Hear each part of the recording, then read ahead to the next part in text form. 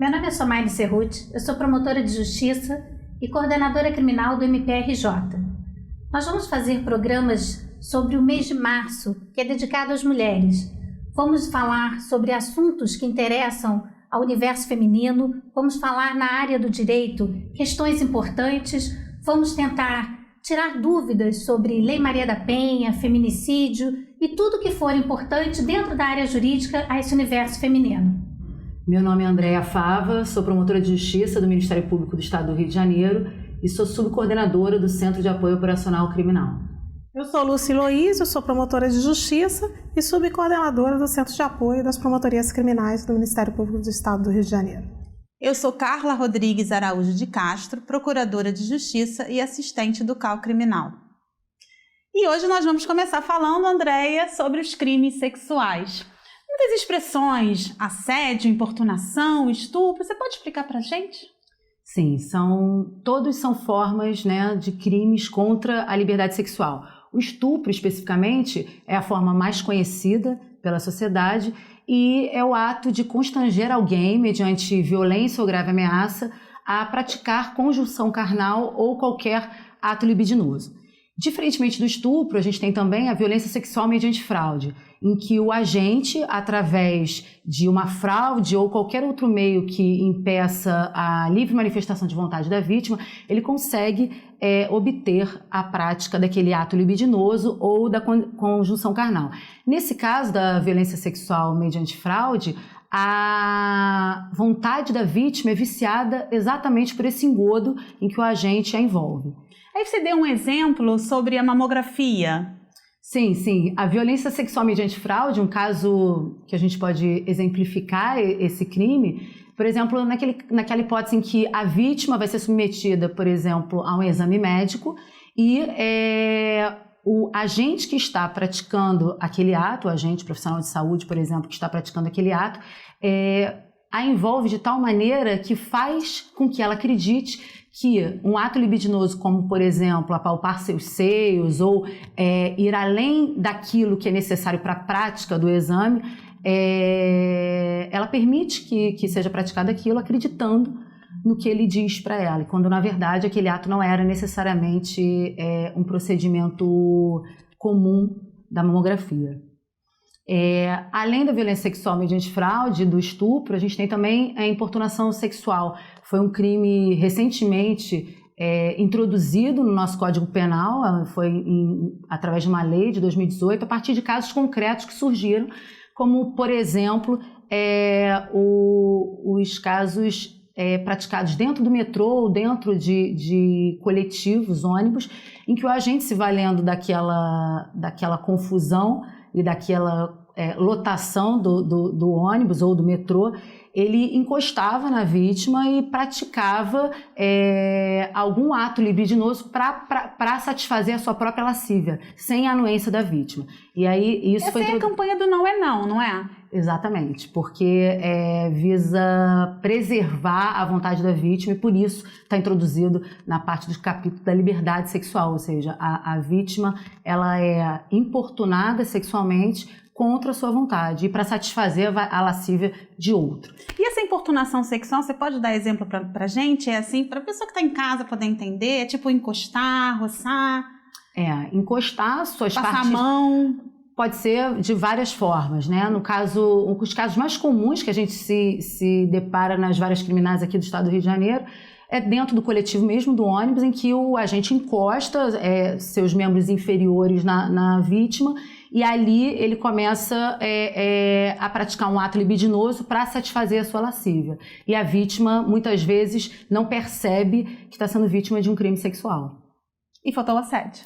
O assédio sexual já também o agente ativo, aquele que pratica o crime, ele se prevalece de uma relação de ascendência hierárquica, ou seja, por uma relação de emprego, ofício, profissão, e ele consegue uma vantagem sexual daquela vítima, que está subordinada de alguma forma a ele. Também é um crime contra a liberdade sexual. Seria aquela cantada no trabalho?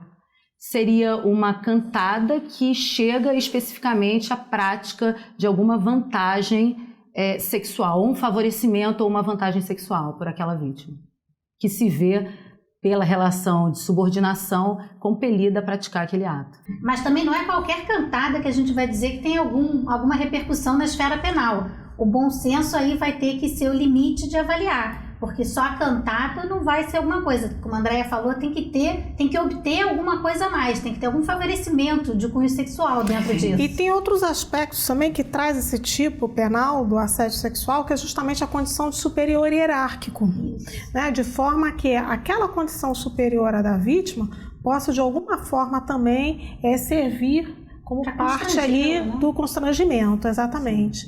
E nessa temática de abusos sexuais, né, de assédios, está muito em voga também a questão da pornografia de vingança.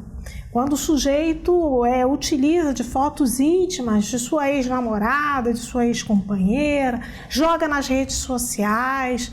A gente viu vários episódios desse gênero, não é, Somaine?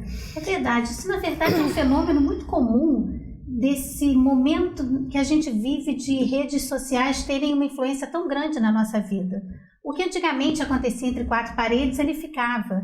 Isso tem várias esferas da nossa sociedade. O bullying era uma brincadeira de mau gosto no recreio e ali morria, e hoje em dia ganhou uma repercussão maior. A pornografia de vingança, ela vem dentro desse contexto de superexposição nas mídias e é muito comum entre os jovens. Inclusive traz grandes problemas, especialmente para as meninas. A grande maioria, eu acho que a ONU teve um estudo que mostrou que 93% dos casos de pornografia de vingança, as mulheres tinham menos de 25 anos no mundo inteiro. A gente ouve na mídia toda hora alguma história de uma adolescente que acabou até às vezes cometendo o ato máximo de se suicidar em razão de situações dessa. Tamanho constrangimento, vergonha. Exatamente. E justamente por isso há crime agora específico que toca nessa questão da divulgação das fotos íntimas, né, e que tem uma responsabilização penal um pouco mais adequada. Né? E especialmente quando se tratar de alguém com quem a vítima teve uma relação íntima. Exatamente. Há um aumento de pena que na esfera penal para a gente tem uma repercussão muito grande, porque impede, por exemplo, a suspensão condicional do processo. Então vai ter uma pena um pouco mais severa nesse sentido. E a alteração da lei foi importante nesse sentido, porque antes muitas vezes a gente ficava com aqueles crimes contra a honra, que tem penas muito baixas e ainda por cima de ação penal privada. É verdade. Então, essa foi alteração um ganho legislativa, ela para as vinha de um mulheres. reclamo muito grande, porque era uma conduta social muito gravosa, que começou a se reproduzir demais, que dá uma repercussão que acaba muitas vezes com a vida da mulher. Eu me lembro que um dos casos que mais se falou era até uma jornalista conhecida numa cidade do Brasil, que quando terminou o relacionamento, ou seja, duas pessoas até adultas, o ex-companheiro pegou fotos dela e criou um site pornográfico, hackeou o e-mail dela e mandou para todos os conhecidos dela. As pessoas até acharam que ela estava enveredando por um outro caminho e estava querendo algum tipo de propaganda em cima disso, que vinha do e-mail dela. Ainda que ela tenha conseguido uma condenação dele na justiça, a imagem dela já foi abalada. A imagem dela se acabou, ele continua morando na mesma cidade, é um próspero negociante lá, e ela teve que se mudar. A vida dela, que tinha uma condição boa ali, acabou. Isso que a gente está falando de uma mulher adulta que já tem um pouco mais de segurança para lidar com repercussões desse tipo. A adolescente, que ainda é uma pessoa que está com a personalidade se formando, a repercussão disso é muito maior. Muitas vezes a família nem sabe. E uma vez na rede se espalha. Exatamente. Nem a justiça depois consegue bloquear, mas não consegue mais controlar porque as pessoas salvam, né? Exato. Uma vez na rede aquilo não morre. Ainda que se tire, tem sempre o santo print, né? O que eu acho importante também dessa alteração legislativa, complementando até o que a Somaine disse em relação à relação íntima de afeto, é que a nova lei prevê, inclusive, que se essa divulgação das imagens de nudez ou de prática de atos sexuais é feita com o objetivo de humilhar ou se vingar daquela vítima, a lei prevê também essa causa de aumento. Então é outra hipótese. Então, a gente sabe que esse caso é um caso muito importante, muito comum. E graças a Deus que essa lei veio alterar. Queria agradecer a Carla Araújo, a Lúcia Heloísio e a Andréia Fava, e dizer que foi um prazer a gente fazer esse programa. Nós vamos agora para um rápido intervalo, mas eu queria convidar você para a semana que vem continuar nos assistindo, porque a gente vai continuar tratando de questões importantes para o universo feminino e vamos falar da Lei Maria da Penha. Aguardo você semana que vem.